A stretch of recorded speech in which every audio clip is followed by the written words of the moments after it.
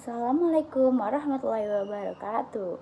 Saya akan mempresentasikan tugas bank dan lembaga keuangan tentang sejarah bank.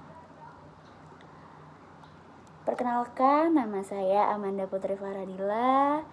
NIM saya 64232287. Kelas saya 641A12. Latar belakang didirikan bank adalah pada tahun 1939 di awal Perang Dunia II, John Maynard Keynes dari Departemen Keuangan Inggris dan Harry Dexter White dari Departemen Keuangan Amerika Serikat secara independen mulai mengembangkan gagasan tentang tatanan keuangan dunia pasca Perang Dunia II.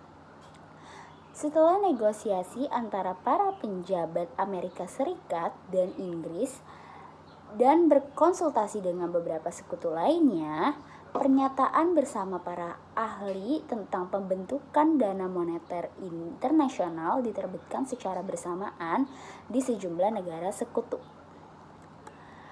Usai Perang Dunia II, negara-negara pemenang perang khususnya Amerika dan sekutu-sekutunya memprakarsai terselenggaranya Bretton Woods Conference pada tahun 1944 yang menjadi asal mula pendirian Bank Dunia. Dikutip dari buku bank dan lembaga keuangan lainnya, Prima Andrea Siregar, Supitriani, Lutfi Parinduri, dan kawan-kawan, Yayasan Kita menulis, konferensi itu diikuti oleh delegasi dari 44 negara.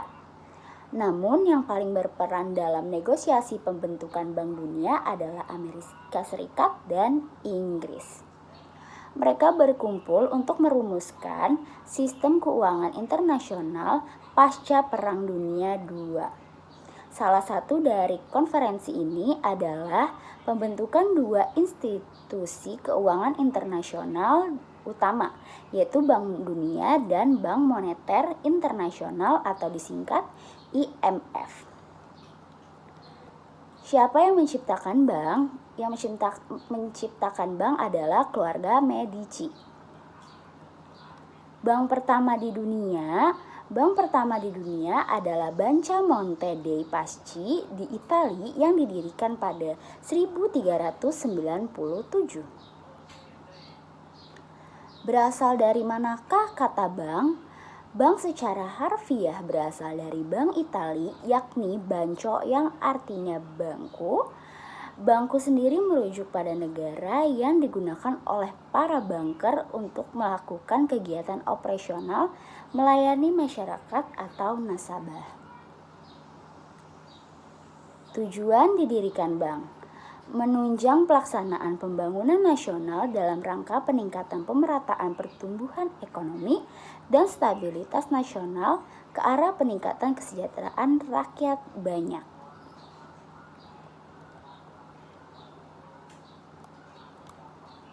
Manfaat. Beberapa manfaat perbankan bagi kehidupan sehari-hari masyarakat yaitu 1. Menghimpun dana. 2. Menyediakan fasilitas dalam negeri dan luar negeri. 3. Menghadirkan layanan untuk meminjam dengan mudah. 4. Memberikan kemudahan layanan produk. 5. Solusi untuk investasi. 6. Mendorong kebiasaan untuk menabung. Berdirinya bank di Indonesia. Pada tahun 1951, muncul desakan kuat untuk mendirikan bank sentral sebagai wujud kedaulatan ekonomi Republik Indonesia. Oleh karena itu, pemerintah memutuskan untuk membentuk Panitia Nasionalisasi DJB. Proses nasionalisasi dilakukan melalui pembelian saham DJB oleh pemerintah Republik Indonesia dengan besaran mencapai 97%. Pemerintahan RI pada tanggal 1 Juli 1953 menerbitkan Undang-Undang Nomor 11 Tahun 1953 tentang Pokok Bank Indonesia. yang menggantikan DJB WET tahun 1922. Sejak 1 Juli 1953, Bank Indonesia secara resmi berdiri sebagai Bank Sentral Republik Indonesia. Undang-Undang Nomor 11 Tahun 1953 merupakan ketentuan pertama yang mengatur Bank Indonesia sebagai bank sentral. Tugas Bank Indonesia tidak hanya sebagai bank sirkulasi, melainkan sebagai bank komersial melalui pemberian kredit. Pada masa ini terdapat Dewan Moneter atau yang disingkat DM yang bertugas menetapkan kebijakan moneter. DM diketuai Menteri Keuangan dengan anggota Gubernur Bank Indonesia dan Menteri Perdagangan.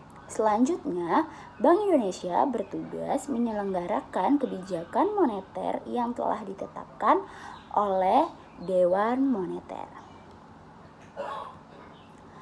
Tugas Bank Indonesia. Bank Indonesia memiliki beberapa tugas seperti menjaga kestabilan nilai rupiah terhadap barang dan jasa, menjaga kestabilan nilai rupiah terhadap mata uang negara lain, membuat dan mengawasi regulasi untuk semua bank yang ada di Indonesia, melakukan penelitian juga pemantauan, menyimpan uang kas negara, dan memberikan bantuan dana kepada bank-bank di Indonesia yang mengalami krisis. Dalam mensukseskan tujuan tunggal Bank Indonesia, yaitu memelihara nilai rupiah, maka Bank Indonesia memiliki 3 pilar utama yang sekaligus juga menjadi bidang jangkauan tugasnya. 3 pilar tersebut adalah 1. Menetapkan dan melaksanakan kebijakan moneter. 2. Mengatur dan menjaga kelancaran sistem pembayaran. 3. Menjaga stabilitas sistem keuangan. Jenis-jenis bank. Jenis-jenis bank diantaranya 1. Bank sentral. Bank sentral adalah instansi yang bertanggung jawab terhadap kebijakan moneter suatu negara. Bank umum.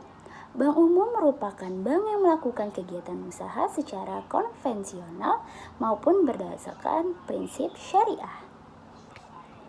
Bank Predikat Rakyat atau yang biasa disingkat BPR. BPR atau Bank Predikat Rakyat adalah salah satu jenis dari bank yang hanya menerima simpanan dalam bentuk deposito berjangka, tabungan, atau bentuk lainnya yang dipersamakan. Bank milik pemerintah. Jenis bank selanjutnya adalah bank milik pemerintah. Di sini modal hingga akta pendiriannya dimiliki oleh pemerintah, sehingga keuangan yang didapatkan bank juga menjadi milik pemerintah. Bank milik swasta. Tidak seperti bank milik pemerintah, saham dari bank milik swasta dipegang oleh individu atau lembaga tertentu yang memiliki kewarganegaraan Indonesia. Bank asing, di mana kepemilikan dari bank ini dipegang oleh pihak asing atau luar negeri di Indonesia. Bank campuran. Jenis bank selanjutnya adalah bank milik campuran, di mana saham dari bank ini dipegang oleh pihak luar dan dalam negeri. Sehingga pemilik saham dari bank campuran merupakan pihak asing dan pihak swasta nasional. Bank investasi. Bank investasi adalah lembaga keuangan yang berfokus menciptakan modal untuk perusahaan hingga pemerintah. Pengaruh media bagi bank. Media promosi merupakan aspek yang sangat penting bagi bank dalam memasarkan produk tabungannya sehingga dikenal masyarakat, sehingga dapat meningkatkan kesehatan bank ke depannya. Aktivitas promosi sangat berkaitan dengan bagaimana bank memperoleh nasabah dan bagaimana mempertahankan nasabahnya. Prinsip-prinsip bank. Prinsip demokrasi ekonomi, prinsip kepercayaan atau fiduciary principle, prinsip kerahasiaan, confidentiality, dan prinsip kehati-hatian, prudential principle.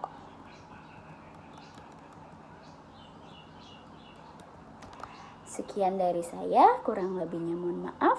Assalamualaikum warahmatullahi wabarakatuh.